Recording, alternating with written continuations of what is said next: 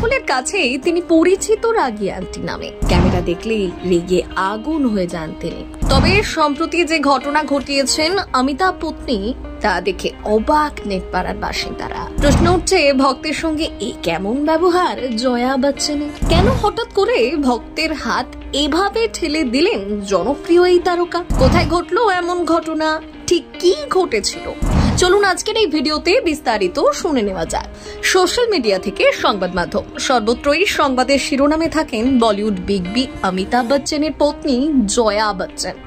আসলে হামেশাই কোনো না কোনো কারণে ট্রোলের মুখে পড়তে হয় একসময় জনপ্রিয় এই নায়িকাকে।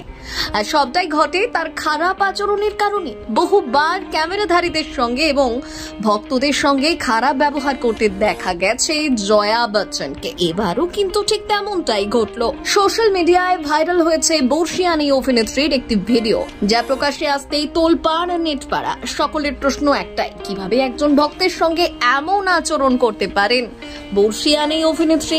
আবার দেখা গেল অনেকেই পাশে দাঁড়ালেন তার। সম্প্রতি মনোজ কুমারের প্রেয়ার মিটিং এ হাজির হয়েছিলেন জয়া বচ্চন। সেখান থেকেই সোশ্যাল মিডিয়ায় ভাইরাল হলো একটি ভিডিওতে দেখা যাচ্ছে সাদা পোশাক পরে মনোজ কুমারের প্রেয়ার মিটিং এ পৌঁছেছেন বর্ষিয়ান নায়িকা।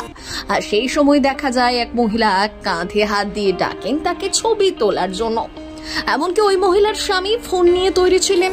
আর এই ঘটনা দেখে রেগে লাল হয়ে যান অমিতাভ পত্নী। প্রথমেই নিজের কাঁধ থেকে ওই মহিলার হাত সরিয়ে ফেললেন তিনি। তারপর ধমক লাগান মহিলাকে এবং তার স্বামীকে। ভিডিও সোশ্যাল মিডিয়ায় প্রকাশ্যে আসতেই তার রীতিমতো ভাইরাল।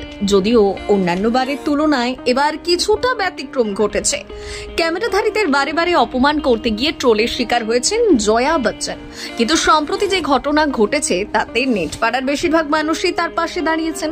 কমেন্ট বক্সে অনেকেই লিখলেন, বেশ করেছেন, একেবারে ঠিক কাজ করেছেন। আবার অন্য একজন লিখলেন, একজন পৃথিবীর মায়া ত্যাগ করে চলে গেছে, আর শোক সভার সেখানে একজন কিভাবে এমন কাজ করতে পারেন? অভিনেত্রী যেটা করেছেন একেবারে ঠিক কাজ করেছেন। জানিয়ে রাখি, কাজের সূত্রে 2023 সালে মুক্তিপ্রাপ্ত রকি অ্যান্ড রানী কি প্রেম কাহিনী ছবিতে শেষবার দেখা গিয়েছে জয়া বচ্চনকে। বহু বছর পর এই সিনেমার মাধ্যমে অভিনয় জগতে ফিরে আসেন তিনি। তার পাশাপাশি ছবিতে গুরুত্বপূর্ণ ভূমিকায় ছিলেন আলিয়া ভাট, রণবীর সিং, ধর্মেন্দ্র সাবানা, আজমির মতো তারকারা। একদিকে যেমন এই ছবি বক্স অফিসে ব্যাপক সফলতা পায়, ঠিক তেমনি জয়ার অভিনয় ভীষণ পছন্দ করেন দর্শকবৃন্দ। আপাতত অভিনেত্রীর আসন্ন প্রজেক্ট সম্পর্কে কোনো রকমের তথ্য পাওয়া যায়নি। ব্যুরো রিপোর্ট, প্রথম কলকাতা প্রোডাকশন।